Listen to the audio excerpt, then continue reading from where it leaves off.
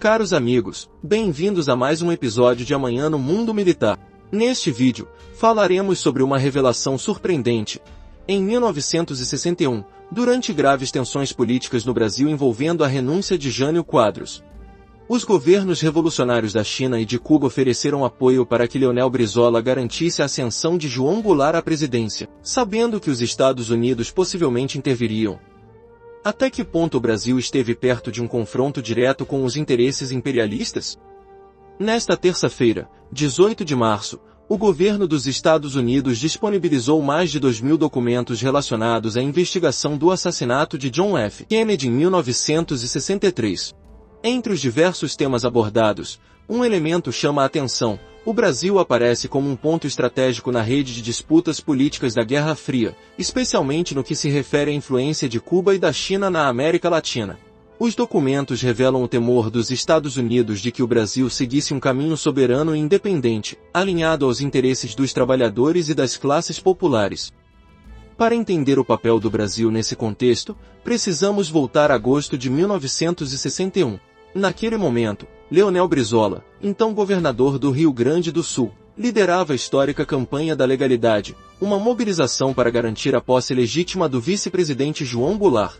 Diante da resistência de setores militares e conservadores alinhados aos interesses norte-americanos, Brizola organizou uma rede de apoio popular, que incluía setores progressistas das Forças Armadas e movimentos sociais.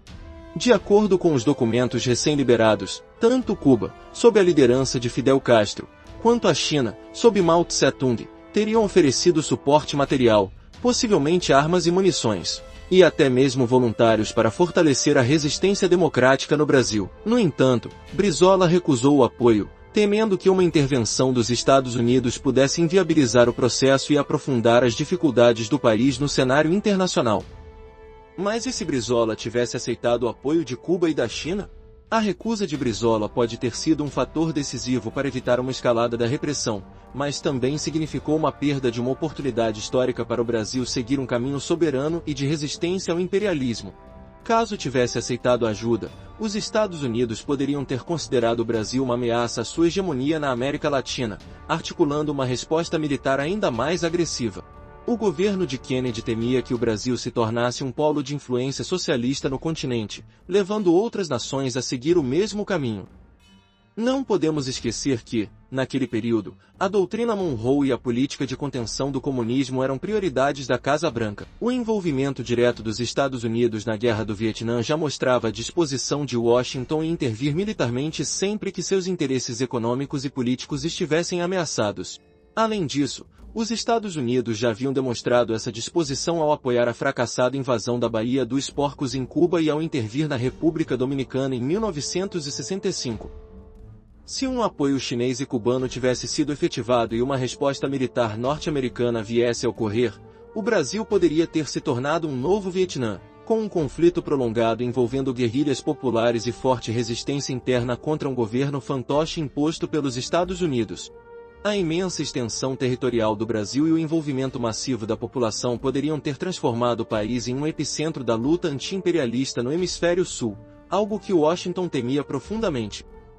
Os relatórios também revelam que a CIA acompanhava atentamente os movimentos de Brizola, chegando a infiltrar agentes para monitorar grupos estudantis e militantes de esquerda. Esse nível de vigilância se justificava pelo receio norte-americano de que o Brasil se tornasse um país com autonomia política, econômica e social, alinhado a um bloco que buscava alternativas ao domínio imperialista ocidental. O próprio Kennedy, segundo os arquivos, acreditava que, se o Brasil consolidasse um governo socialista, toda a América do Sul poderia seguir pelo mesmo caminho. Outro ponto interessante dos documentos é a estratégia dos Estados Unidos para minar a influência de Cuba e da China na América Latina.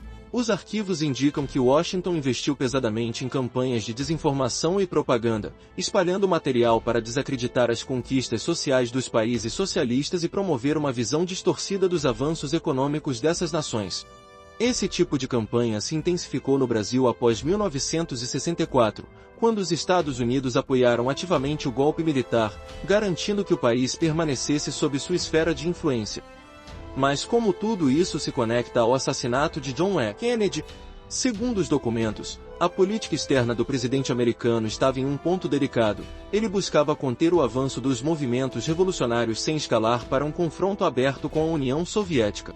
Essa abordagem gerou tensões internas dentro do próprio establishment norte-americano, alimentando diversas teorias sobre os possíveis mandantes do atentado de 1963. A menção do Brasil nos arquivos revela o peso estratégico do país na Guerra Fria e como a estabilidade política e a ausência de governos progressistas eram prioridades para os Estados Unidos. Os documentos demonstram que, mesmo antes de 1964, o Brasil já era um campo de batalha dentro da disputa global entre os blocos ideológicos. A campanha da legalidade, a vigilância da CIA e a tentativa da China e de Cuba de auxiliar Brizola mostram o quão próximo o país esteve de um caminho de independência e progresso social, barrado pela interferência direta do imperialismo.